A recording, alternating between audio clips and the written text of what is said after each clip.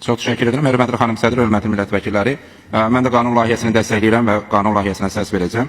İkinci oxunuşun tərəflərinə uyğun olaraq müzakirə etdiyimiz qanun layihəsi ilə bağlı bir sıra təkliflərimi təqdim etmək istərdim.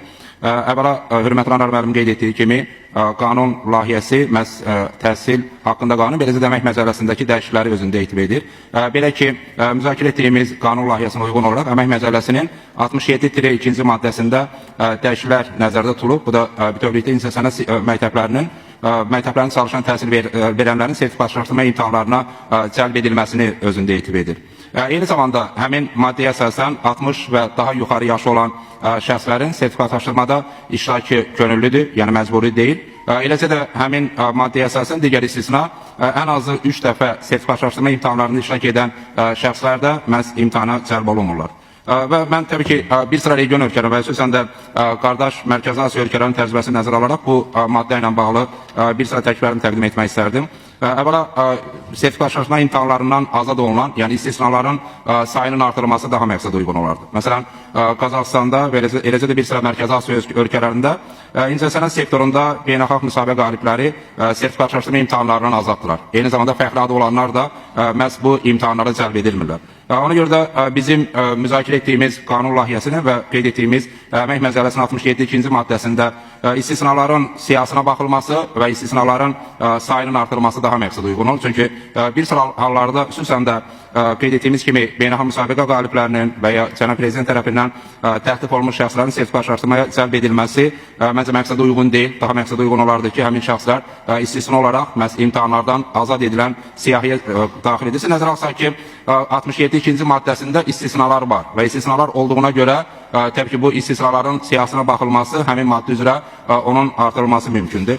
Eyni zamanda həmin maddəyə əsasən ən az 3 dəfə imtahanlarda iştirak edənlər imtahanlara cəlb edilmirlər və razılaşmaq lazım ki, 3 dəfə kifayət qədər böyük bir rəqəmdir. Əgər hər hansı bir təhsil verən vətəndaşımız istər təhsil, istər incəsənət sektorunda çalışan 2 dəfə imtahanlarda iştirak edibsə və uğurlu nəticə göstəribsə, onların yenidən sertifikatlaşdırma imtahanlarının cəlb edilməsi məqsədə uyğun olmaz. Ona görə mən təklif edərdim ki, əmək məcəlləsinin 67-2-ci maddəsində ən azı 3 dəfə deyil, ən azı 2 dəfə imtahanlarda iştirak edən və imtahanları uğurla başa vuran, yəni tələb olunan balı toplayan təhsil verənlər də imtahanlardan azad olunsun.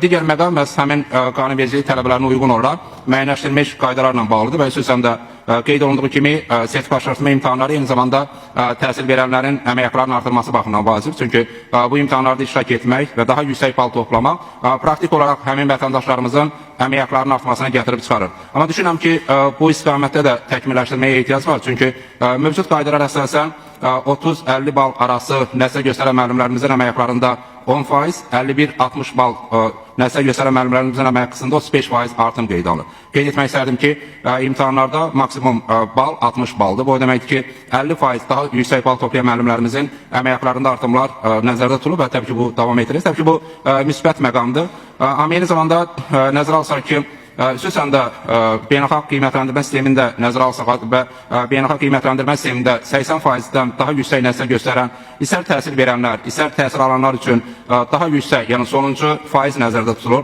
Ona görə mən təklif etmək istərdim ki, məhz bizim müzakirə etdiyimiz qanun layihəsinin qanundan irəli gələn müəyyənləşdirilmiş qaydalarda 51 və daha çox deyil, 48 və daha çox bal toplamış müəllimlərin əmək haqqlarının 35% artımı həyata keçirilsin. Çünki nəticə etibarı ilə 50 bal toplamış müəllimin əmək haqqında təhsil verən əmək haqqında 10%, 51 bal nəticə göstərmiş təhsil verən əmək haqqında 35% artım qeyd alınır. Ona görə əslində biz 80%-i bir limit olaraq və meyar olaraq müəyyənləşdirsək və 80%-dən daha yüksək nəticə göstərən təhsil verənlərin əmək haqqlarını daha yüksək, yəni 35% artımın həyata keçirsək, bu zaman artıq nəticə etibarı ilə imtahanların nəticəsində daha yüksək bal toplamış müəllimlərimizin, təhsil verənlərin əmək haqqları daha çox artmış olar. Bu bir tərəfdən imtahanlara maraq artmasına, digər tərəfdən təbii ki, onların daha yaxından təşviq edilməsine imkan yaradır. O baxımdan məhz qanunvericiliyə uyğun olaraq qaydalara da baxılması və qaydaların təkmilləşdirilməsini təklif etmək istərdim. Bu nəticə etibarı ilə təhsil verənlərin sosial təminatın daha yaxından gözləndirilməsinə xidmət etmiş olar. Təbii ki, mən qanun layihəsini dəstəkləyirəm və səs verəcəm. Çox sağ olun.